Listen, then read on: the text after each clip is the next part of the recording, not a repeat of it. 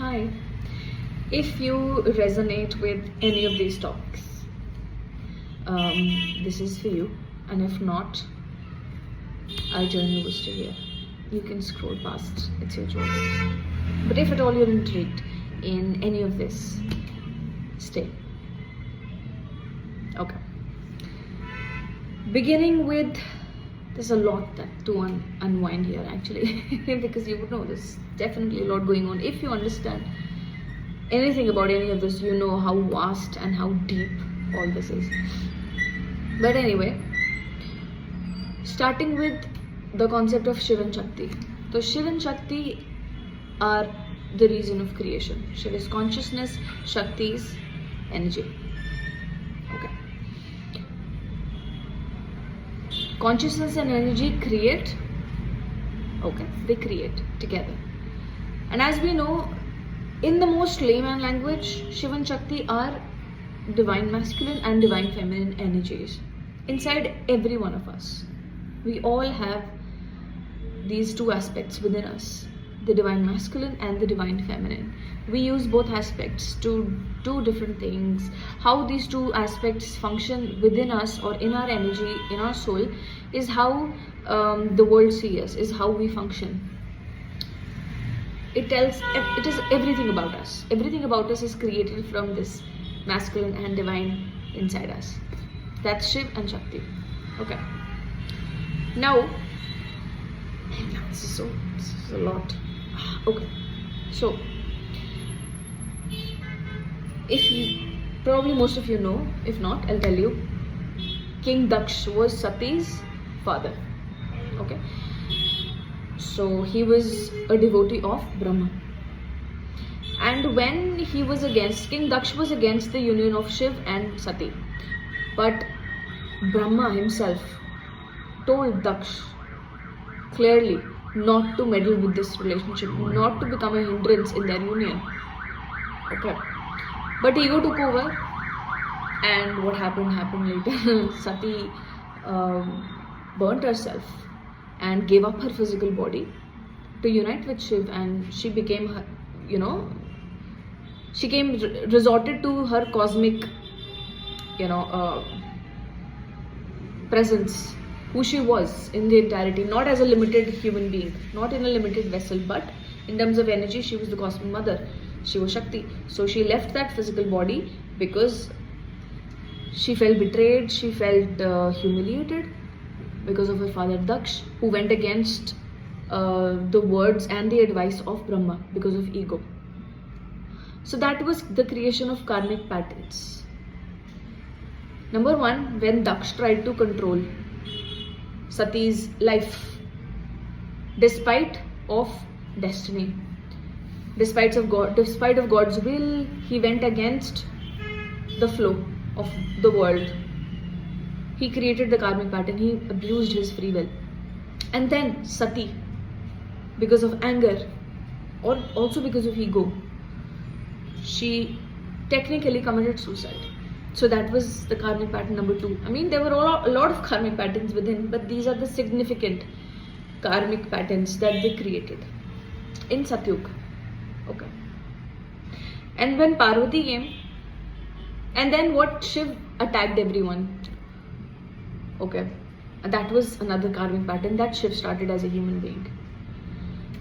So inherently, since Satyug, we all have been facing these karmic patterns.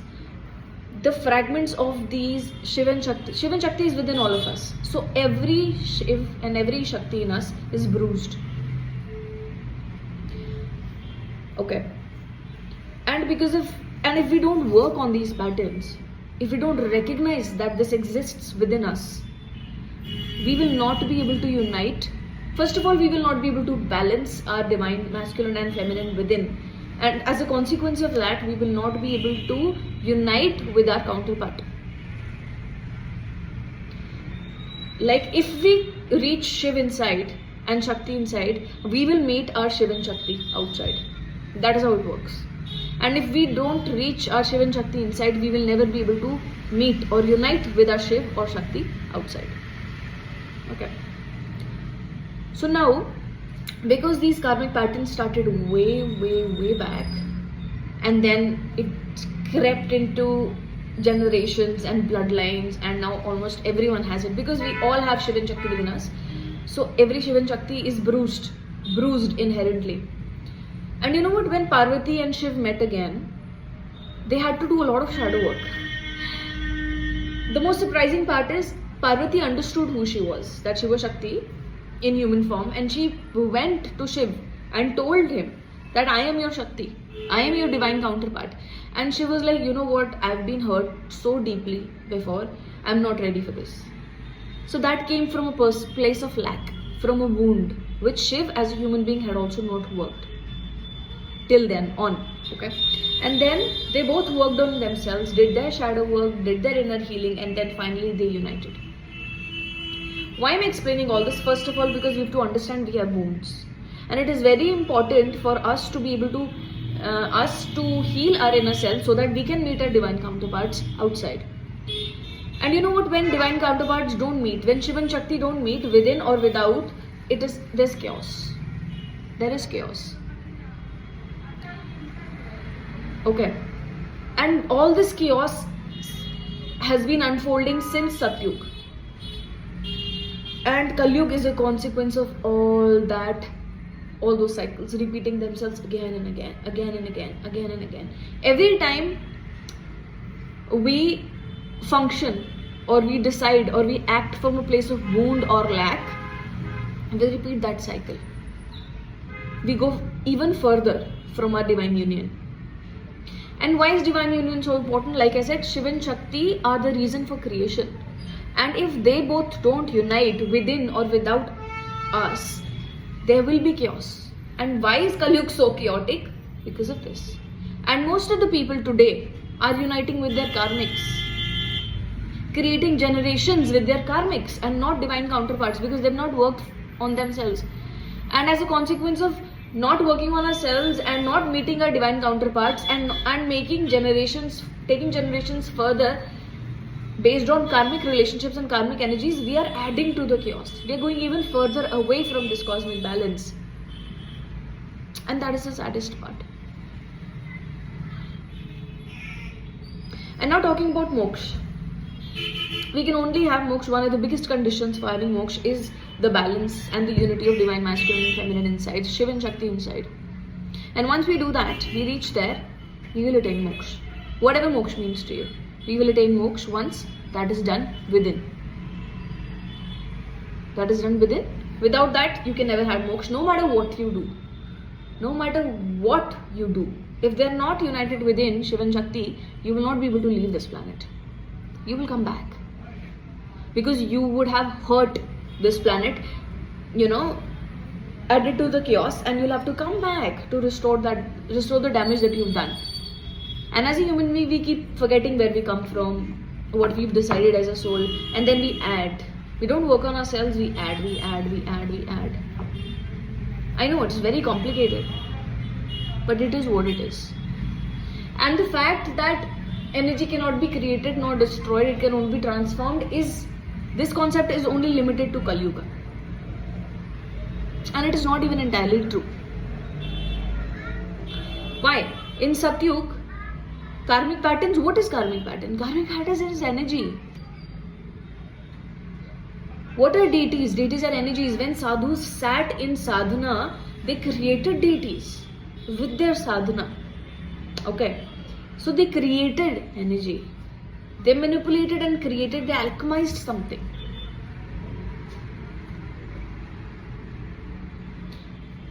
How are deities created? As a consequence of of something that happened. Okay? Deities are created. A lot of collective energy is focused on something. A lot of energy is focused on something, an intention, and then something is created. As a consequence of that focus, as a consequence of that intention. Now these energies that we've been carrying since the time of Raja Daksh and Sati and Shiv as a human form on the planet, we've been carrying these in our soul imprint. Soul imprint, okay. See, I know Most of you probably have exited the video, but I know this is not for a lot of people. This is only for the people who are almost there, that know what it means to have the inner masculine and feminine in unity. They almost know. They can feel it within. This is for them. If you want to exit this matrix, focus on yourself. That is all I'll say. If you want to exit this matrix, if you want to come back to this planet only as energy or as a deity, and not as a human being, as whatever, but not as a human being, then you have to rise above the frequency of Earth. Everything that is below the frequency of Earth materializes here. And if you surpass the frequency of Earth, you are pure energy. You can come to this planet as pure energy. Earth will not have the resources, the elements to materialize you. That is why we cannot see God. God is way higher than Earth. God cannot materialize here. Earlier in Satyug, Earth's frequency was so high that deities could come to the planet as human beings or as in their material form, because Earth's frequency was so high. But now, because of all these karmic patterns, people not doing their inner work, and now that we are in Kali Yuga, this is the lowest Earth has ever been in terms of frequency. God cannot materialize. You cannot see God. You cannot see God. You can see a lot of ghosts, a lot of low frequency things, but you cannot see God. God is way higher. But anyway, I guess all it takes is inner work to create this divine balance within. If you're destined to meet your divine counterpart in this life, you might. But that doesn't mean that should be the goal. Your goal should be inner unity. Inner Shiv and Parvati unity. That's my goal. I hope I reach it in this life and exit this matrix and come back as a bird, maybe. I don't know, pure energy. Maybe as a tree or air, oxygen maybe, I don't know. Whatever. Okay. Alright. I think I've said enough. I think if anybody understands this, just tell me. I don't know, I don't feel alone, but I think I am. In this big material world. It would be great to know that somebody understands this. Not because I need validation, no. But it will give me some relief to know that, okay, people do understand, we have some hope. Alright. Bye. You guys take care.